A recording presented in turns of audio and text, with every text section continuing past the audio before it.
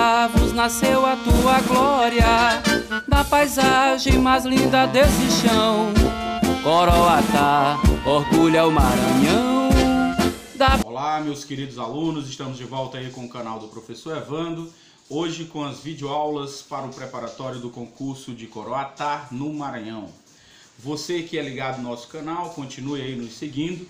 Quem ainda não é inscrito, se inscreva, ative o sininho e fique ligado aí nas novidades, nas videoaulas do Professor Evandro.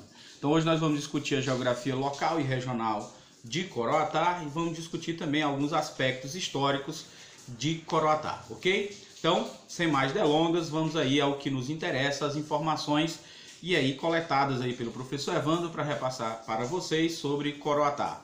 Algumas das informações passadas aqui pode parecer informações muito simples, muito corriqueiras para você que é de Coroatá ou então mora em uma cidade muito próxima a Coroatá. Mas para você concurseiro que está vindo de outra cidade e que ainda não conhece a cidade de Coroatá, esse vídeo vai ser bastante útil para você. E aqueles que já conhecem um pouco da história de Coroatá, vai aí revivar, vai aí reacender as informações que já tem sobre geografia, sobre economia, sobre história, sobre cultura de Coroatá, ok? Então vamos aí às nossas informações. O canal do Professor Evandro selecionou algumas informações para se comentar e discutir sobre Coroatá, e aí eu acredito que essas informações também serão as informações que você vai encontrar aí na sua prova de concurso, ok? Então, geografia local e regional. O município de Coroatá situa-se na mesorregião leste maranhense e na microrregião de Codó, né, integrando-se aí a 5ª microrregião homônima como polo de desenvolvimento regional. Essas informações elas têm que ser lidas, têm que ser discutidas para que você não erre lá na sua prova de concurso. Então, mais importante do que saber essas informações é saber como é que o cara que analisou, o cara que elaborou lá a tua prova de concurso vai cobrar lá no certame. Então, normalmente ele coloca-se um texto falando sobre de Coroatá e aí ele pergunta a qual mesorregião ou a qual microrregião pertence a cidade de Coroatá. Então, se perguntar a você a qual mesorregião pertence a cidade de Coroatá, você lembre que é a mesorregião leste maranhense e a microrregião é a microrregião de Codó. E aí nós temos aí integrando aí a quinta microrregião homônima como polo de desenvolvimento regional, ok? A sede do município se encontra em maior parte localizada às margens esquerdas do rio Itapecuru. Nós percebemos que o rio Itapecuru foi muito importante para o surgimento de algumas cidades no Maranhão. A exemplo de Caxias, nós também temos aí o rio Itapecuru sendo muito importante para a cidade de Coroatá. Lembrando que a cidade de Coroatá, até algum tempo, pertencia ao município de Caxias, ou seja, a cidade de Coroatá ela foi desmembrada da cidade de Caxias. Daí uma informação também importante para você.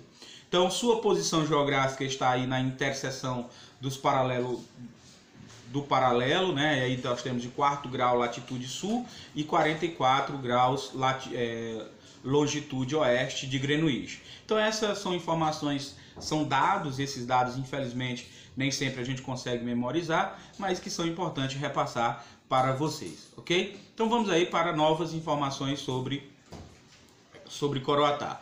Aqui nós temos alguns dados geográficos de Coroatá, que porventura cobrem aí nas questões que vocês encontrarem no certame, né, na prova que você vai realizar para conseguir ingressar na sua vaga de concurso público de Coroatá. Então nós temos aí as coordenadas geográficas, né? Então são informações técnicas que é importante você entender, e aí você tem 4º grau aproximadamente de longitude e 44 graus aí oeste, para vocês aí também se localizarem, também saber sobre Coroatá. A superfície de Coroatá, nós temos aí cerca de 226.377 hectares, né? E aí nós temos aí também essa divisão em quilômetros quadrados, beleza? Então é só para a gente estar dando informações técnicas para vocês se memorizar. A altitude de Coroatá fica a 28 metros do nível do mar. E o clima de Coroatá é um clima tropical com estação seca, né? Classificação climática aí da Köppen, né? Aí é uma classificação climática internacional, eu acho que é interessante você também saber. Então falou do clima de Coroatá, clima tropical com estação seca. Então essas informações que nós estamos repassando para vocês não são informações tão difíceis de chegar ao acesso, são informações retiradas dos sites do IBGE, dos sites oficiais da própria Prefeitura de Coroatá. Então são informações que você também pode comprovar e você pode aferir. O importante é que a gente se familiarize com essas informações para você não perder nenhuma questão aí no nosso concurso, que é o concurso da Prefeitura de Coroatá. Então agora vamos a algumas informações da história local e regional de Coroatá. Os primeiros habitantes a penetrarem neste município foram os portugueses e a eles juntaram-se mais tarde habitantes das zonas vizinhas. Então nós temos aí Coroatá sendo, dentro do contexto da colonização, as margens do rio Itapecuru, a exemplo do que aconteceu em Caxias. Nós temos Coroatá aí também sendo reflexo do adentramento da população portuguesa que até então vivia no litoral, adentrando aí para o interior do Brasil, aí o interior do Brasil, chegando até aos municípios mais interiorando do Piauí e claramente do Maranhão. A cidade de Coroatá originou-se de um depósito ou paiós. Isso aí é a importância desses polos para o comércio, né? O comércio notadamente de gado ou de produtos oriundos do extrativismo vegetal e da agropecuária. Aqui, se você fica ligado no nosso canal, ative o sininho, que aí a gente pode tirar uma videoaula só para discutir os aspectos econômicos da cidade de Coroatá e aí da microrregião a qual pertence a cidade do Coroatá, tá certo? Então, de fazendeiros e de visitantes de outras regiões, notadamente aí do Mearim ou do Alto, do Baixo Mearim. Então aí são informações que vocês vão também se deparar aí na sua prova de concurso. Com o progresso do povoado, chegaram novos imigrantes, destacando-se aí os sírio-libaneses, né, que desenvolvendo o comércio contribuíram na independência da localidade. E aí nós vamos ter aí uma herança, né, sírio-libanesa na cidade de Coroatá. E é importante porque a banca normalmente costuma cobrar essas peculiaridades, essas singularidades da região, no caso aí a região de Coroatá. E aí você vai percebendo a vocação de Coroatá para o comércio sendo como uma herança cultural aí dos sírio-libaneses. Continuando as informações sobre Coroatá, vamos aí um pouco falar sobre a evolução administrativa de Coroatá. Em 5 de novembro de 1843, através da lei número 173, foi criada a Vila de Coroatá. Então, em 1843, no 5 de novembro de 1843, Coroatá ascende à categoria de vila, ainda em condições simples, ainda não era cidade.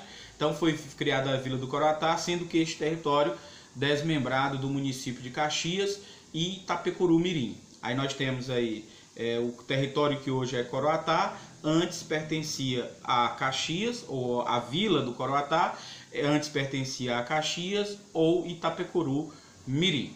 Após 77 anos, Coroatá foi elevada à categoria de cidade, considerando assim como a data de sua fundação, o dia 8 de abril de 1920, favorecido pela lei número 924, durante o governo do Dr. Urbano Santos de Araújo. Essa informação eu acho interessante porque as bancas examinadoras dos concursos municipais, e eu acredito até por falta de documentos históricos, por falta de informações mais detalhadas das regiões, costumam cobrar informações como qual era o governador na época da emancipação de Coroatá, ou em que ano, em que dia, mês e ano foi fundada a cidade de Coroatá. Daí a importância de você se familiarizar com o dia, né, da criação da vila e se familiarizar aí com o surgimento do município de Coroatá, que é 8 de abril de 1920, tá certo? E o governador Dr. Urbano Santos de Araújo, que era o governo da época, né, da criação da cidade de Coroatá. Vamos aí a mais algumas informações. O primeiro nome desta cidade foi Coroatá Grande, né, quando era ainda um arraial.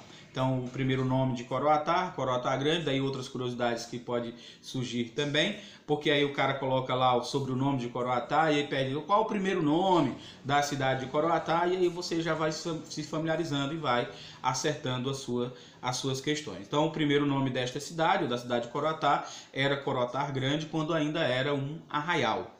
Este nome derivou-se de uma planta existente na região, chamada pelos moradores de piteira ou agave. A planta era originária do México e os indígenas conheciam-na como coroataçu, né? Então essa era o nome, daí o nome Coroatá em referência a esta planta. É comum também encontrarmos nas questões de concursos municipais referências à origem do nome da cidade, no caso de Coroatá, e aí a referência a essa planta, né, que era chamada de piteira ou agave pelos moradores, mas que pelos indígenas eram chamados de coroataçu. Mais tarde, os habitantes começaram a se transportar para um lugar mais próximo do rio Itapecuru, onde foi edificada a cidade. Então falou aí daí a importância do rio Itapecuru, a proximidade do rio Itapecuru, e aí surge a cidade aí mais próxima do rio Itapecuru. Posteriormente foi ligada às demais regiões do estado com a construção da ferrovia São Luís Teresina. A gente está tentando preparar aí uma videoaula para falar sobre os aspectos econômicos de Coroatá, sobre a ascensão econômica de Coroatá, e aí a construção dessa ferrovia São Luís Teresina, ela vai ser de fundamental importância tanto para a economia de Coroatá como para a economia das outras cidades cortadas por esta ferrovia, que no caso, como exemplo, a gente pode citar a cidade de Caxias, ok? Então é importante a gente estar vendo, alguém diz, a construção de uma ferrovia, mas a gente não entender a importância da construção dessa ferrovia para a ascensão econômica, a ascensão social aí da cidade de Coroatá. Então, ferrovia importante para o desenvolvimento de Coroatá, nós temos a ferrovia São Luís Teresina, ok? Então a gente está discutindo as informações. Caso você tenha alguma dúvida, achou que a gente falou de forma superficial sobre determinado assunto, você coloca aí no comentário da videoaula e a gente vai tentar responder ou numa nova videoaula ou simplesmente respondendo o seu comentário por escrito. Aqui a gente vai falar um aspecto aqui de forma bem vaga, né, que é a cultura local e regional. Aí nós temos o Bumba Meu Boi, a gente destacou a referência como Bumba Meu Boi, pelo menos essa é a informação que nos chega com mais notoriedade. Aqui nós temos uma frase, né, falando da importância do Bumba Meu Boi para as festas de São João, aí na região de Coroatá.